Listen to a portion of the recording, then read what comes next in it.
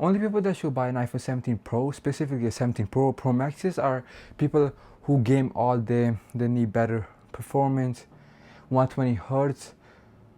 They use their camera a lot, photography or record 4K. I think the iPhone 17 gives you up to 8K Pro, the Pro one. And if you're only upgrading your phone because the iPhone 17 has 60 hertz and versus a 120 hertz, I feel like that's not really big impact, because basically you're buying a phone that's faster just for the simple reason that you need your phone to be more optimized for Instagram, TikTok. That doesn't really make a big difference overall. Like that will save you around $200 to $300, and then you can put that same money towards something more useful in the future. So you could, for instance, AirPods are really affordable in the $200 to $300 budget, and if you don't have that, you can go buy that, or maybe put towards you something like Apple Watch towards that could help you out. So yeah, and then I feel like 120 hertz does make a big impact. I'm telling you, because I was using a regular phone, iPhone 12 regular. After I switched to my Pro Max that has 120 hertz, I was never able to go back. This iPad I have bought in the past, this is an iPad Air. I feel like when I go from my Pro Max phone to an Air, it does make my apps feel laggy. I feel a noticeable difference, but it doesn't stop me from doing my work. It can do everything just fine.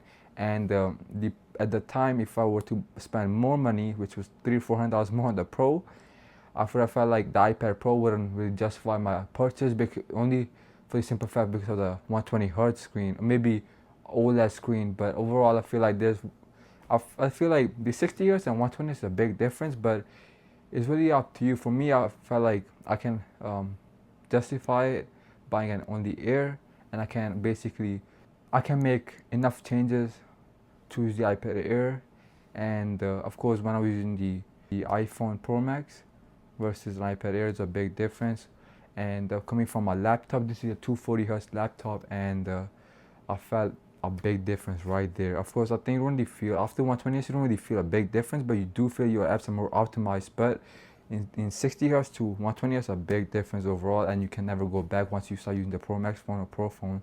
But if you're buying, the iPhone 17, is for people that are doing for regular people who use Instagram, TikTok, Facebook, do regular searches, do regular everything. They occasionally use their cameras, occasionally use maps, occasionally game. It's perfect for them. For Pro Maxes are people for that are using their phone for hours on hours. For instance, like if you're using a phone, if you're going on a trip, if you go like far away to work, and then 2-3 hours, I think Google Maps that are gonna help you in the Pro phone, because it wouldn't overheat. And if you are a vlogger, YouTuber, or any type of social media platform, then go with the Pro.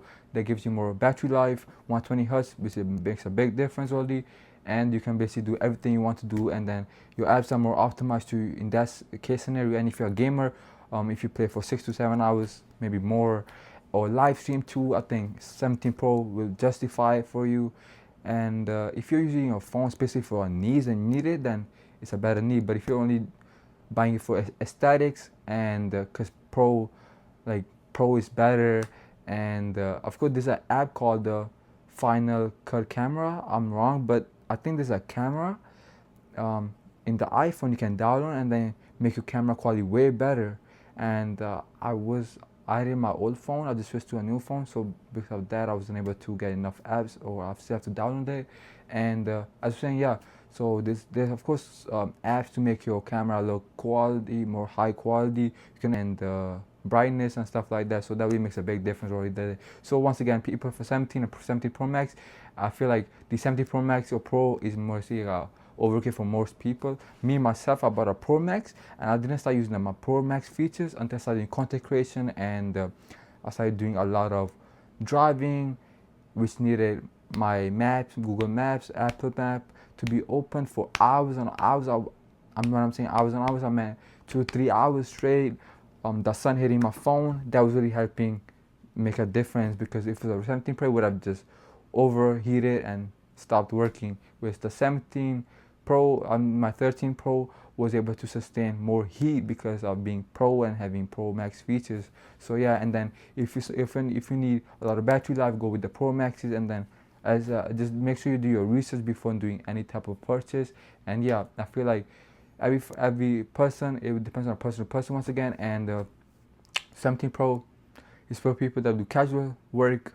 They don't need that excessive needs, and they have MacBook Air, they have iPad Air, and then yeah, and then if you're a heavy user, if you have a MacBook Pro, you have iPad Pro, and then if you go to a regular 17, you feel a big difference. But yeah, and then yeah, that's it.